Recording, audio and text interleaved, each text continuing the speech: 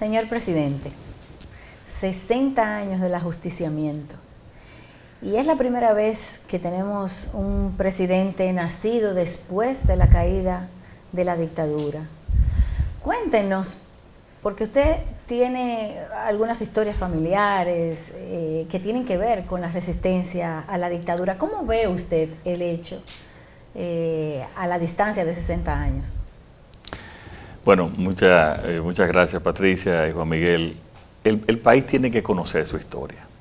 Y los países que no conocen su historia, y este es un cliché de los intelectuales, pues van a repetirla.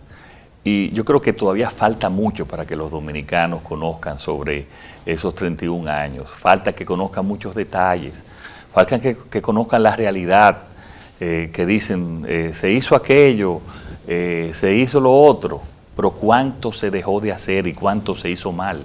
Entonces, yo creo que debemos de empezar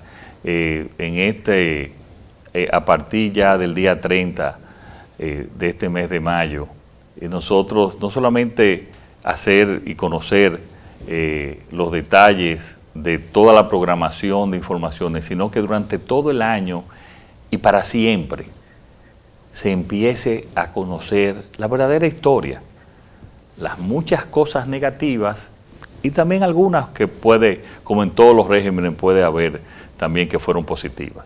Pero tiene que conocerse la historia. Y no solamente por la historia, en mi caso, Patricia, bueno, lo que conocemos todos los dominicanos sobre la época de Trujillo.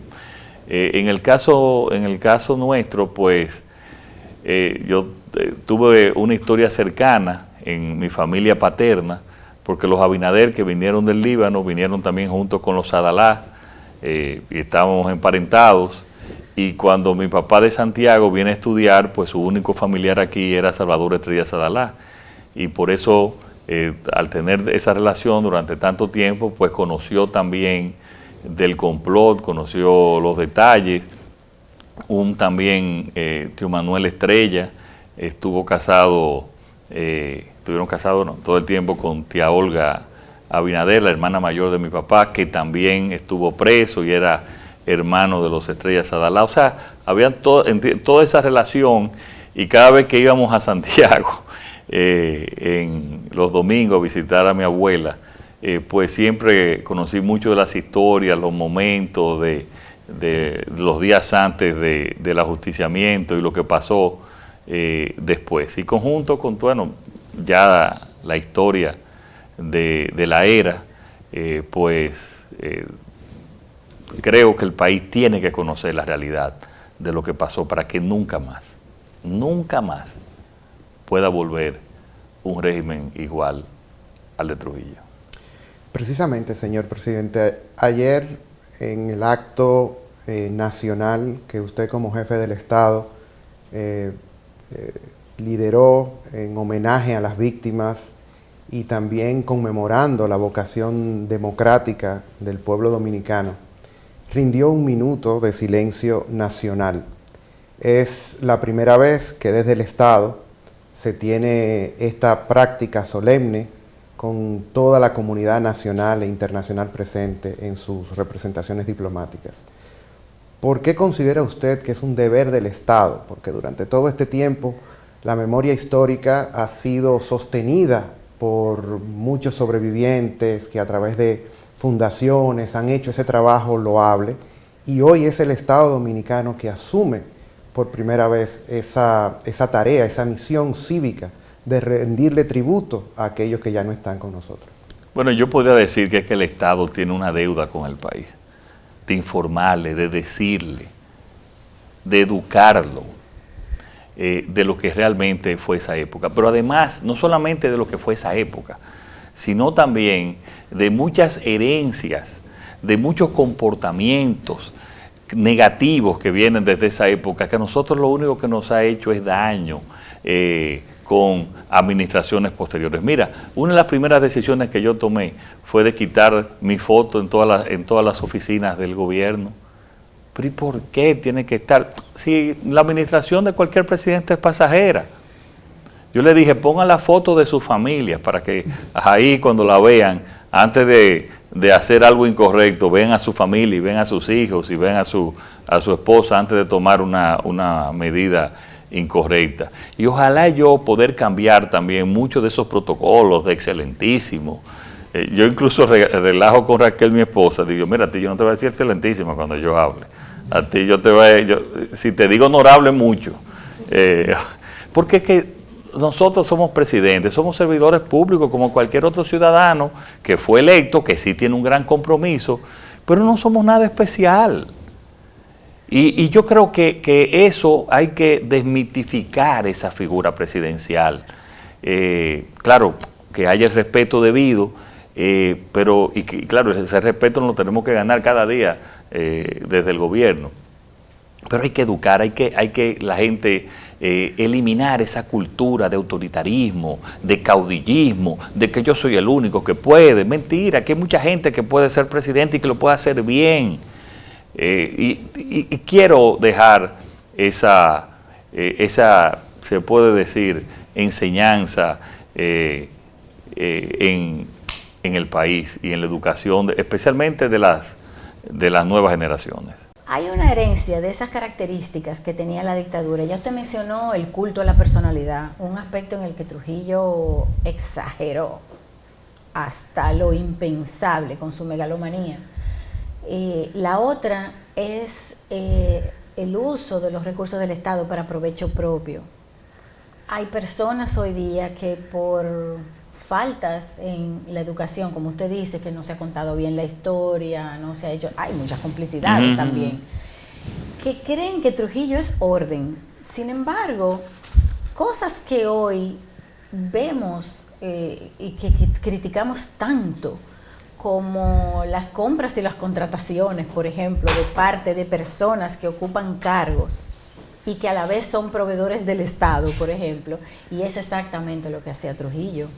Trujillo no solamente era el principal proveedor del Estado, llegó a crear monopolios usando el poder que tenía para hacer leyes y decretos. Esa es una característica que hereda nuestra cultura política de hoy. Aún peor, Patricia, él tenía el monopolio de la corrupción. O sea, si le decían no, que no robaban, no, robaban el que él quería que robaba, pero el monopolio de la corrupción la tenía él y su familia, que podían hacer lo que le viniera en gana y donde no había una verdadera frontera entre lo que pertenecía a la familia Trujillo y lo que pertenecía al gobierno. A tal punto, yo le voy a poner un ejemplo. En el Palacio, el terreno del Palacio Nacional, parte del terreno del Palacio Nacional, todavía pertenece a la familia Trujillo. En papeles. El título es de la familia Trujillo. Imagínense, ahí no había diferencia entre los bienes del Estado y los bienes de la familia Trujillo. El 51% del Producto Bruto Interno de la República Dominicana en ese momento eran de empresas de Trujillo. Los jóvenes tienen que conocer que las empresas de Corde, el CEA y la gran mayoría de los terrenos de bienes nacionales eran que pertenecían a la familia Trujillo. La Corporación Dominicana de Empresas Estatales se formó porque esas eran las empresas de la familia Trujillo. El CEA era también una empresa de la familia Trujillo que empezó a sembrar caña incluso en muchos lugares donde no era la caña el rubro indicado para hacerlo. Entonces, la gente tiene que conocer eso, pero tiene que conocer también que aquí había educación para muy pocos, que aquí había salud para muy pocos. Esta era una ciudad, una sociedad eminentemente rural, donde también le llegaba la comunicación según con la fortaleza de lo que era del gobierno en ese momento. Y después de Trujillo fue que el país avanzó, y avanzó mucho, con todas las debilidades, e incluso a través, y desgraciadamente, como decía Patricia, que continuamos con una parte negativa de esa herencia. Aún así, el país avanzó en todos los órdenes. Decía José Martí que los pueblos no se fundan como un campamento militar, es decir, que los pueblos se transforman y van cambiando a través de un proceso gradual de enseñanza pública, donde el Estado juega un rol fundamental. En el decreto que usted emitió declarando el 30 de mayo, Día de la Libertad, usted enunciaba y reconocía desde el Estado figuras que es la primera vez que desde una función pública se asumen, como el terrorismo y el crimen de Estado, que hoy en día ha seguido en otras formas con autoritarismo, con una serie de excesos por parte de las fuerzas policiales, por ejemplo.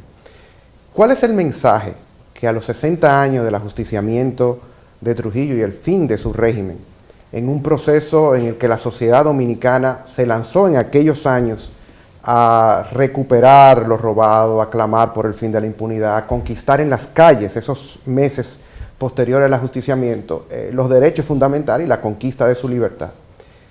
Hoy a la juventud dominicana, ¿cuál es el mensaje que usted como presidente de la nación le diría a esos jóvenes que por diversas razones nacieron y viven en la pobreza y muchas veces tienen una desesperanza y han dejado de creer muchas veces en el ideal democrático? Bueno, que yo lo que creo que ellos, creo que hay un renacer de la juventud ya desde hace varios años. Las marchas verdes, las protestas frente a la Junta cuando se pensó que se estaban violando los derechos democráticos, esa es una juventud, Juan Miguel, que también está ahí y que en caso de que el gobierno, mi gobierno, haga algo incorrecto, eso van a estar también en esa misma actitud. Y yo pienso que eso es positivo. Yo creo que ese despertar es positivo.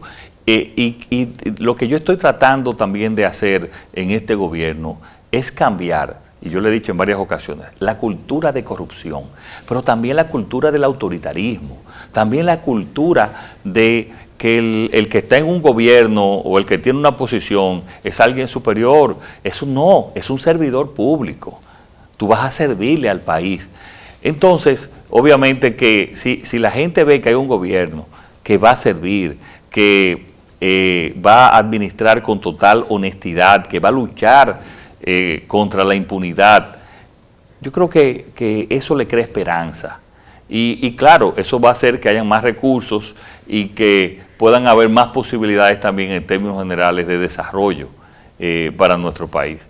O sea que está todo concatenado. Y le digo a esos jóvenes que tengan fe, que tengan esperanza. No somos perfectos, podemos cometer errores, pero nunca errores que sean de actos de corrupción o de envilecimiento o de actos autoritarios. Cuando han pasado, nosotros hemos sido los primeros en defender los derechos humanos en nuestro país. La vida es sagrada. Todos somos iguales, aquí nadie está por encima de la ley. Eso lo he insistido en estos 9 meses. Y por eso es que tenemos que recordar, hicimos ese decreto, hicimos esta actividad para decirle, y repito, decirle nunca más al autoritarismo, nunca más a la dictadura, nunca más al que se crea ser superior. No, vamos a cambiar esa cultura. Y cambiando esa cultura, este país tendrá mejor calidad de vida y seremos más felices y más prósperos. Bueno, finalmente, 1961, el año de la libertad, un programa de educación popular que tiene una exposición que muestra eso que usted hablaba de la juventud. En el 61, una juventud que se tiró a la calle después del ajusticiamiento para presionar por democracia, por libertad, por recuperar lo robado, porque la familia Trujillo tenía el control. Había un presidente además puesto por Trujillo, de modo que los meses posteriores al ajusticiamiento necesitaron de esa juventud en la calle para lograr unas elecciones libres el año siguiente y recuperar algo de lo robado y hacer algo de justicia. Todo no se pudo. ¿Cuál es el alcance que espera usted de este programa? ¿Cómo espera usted que lo reciba la sociedad? Que se incorpore el sistema educativo, por ejemplo. Mira, yo espero que la sociedad, ya los que conocieron de edad más avanzada saben, y yo pienso que lo apoyan también y quieren darse a conocer más. Pero como te dije, ha sido una falta de los gobiernos en poder promover el conocimiento. Repito, Patricia, es conocer lo que pasó, las barbaridades, los comportamientos de sociópata que tenía también el dictador, cosas que muchas veces y muchos detalles no se conocen. Entonces, eso también, no solamente tenemos que hacerlo como parte de la publicidad en este año, que eso tenemos que encargarlo de que llegue de la manera más acabada y didáctica posible, pero también incorporarlo a la educación pública, incorporarlo, y incorporarlo en lo que es la parte, la tanda extendida de ciudadanía, de tener un comportamiento democrático, antiautoritario, respetuoso de los derechos humanos, de los derechos en general, de la tolerancia también que debemos de tener. Y eso hay que incorporarlo, y nosotros ya a partir de septiembre lo vamos a incorporar en las clases ciudadanas que vamos a tener en la tanda extendida del Ministerio de Educación. Muchísimas gracias. Muchas gracias. Gracias a ustedes. Gracias por traer esta idea que compartimos y que yo sé que va a ser de mucho provecho al pueblo dominicano si cambiamos lo que queda todavía de esa cultura autoritaria y caudillista que le hace tanto daño a los pueblos. Muchas gracias.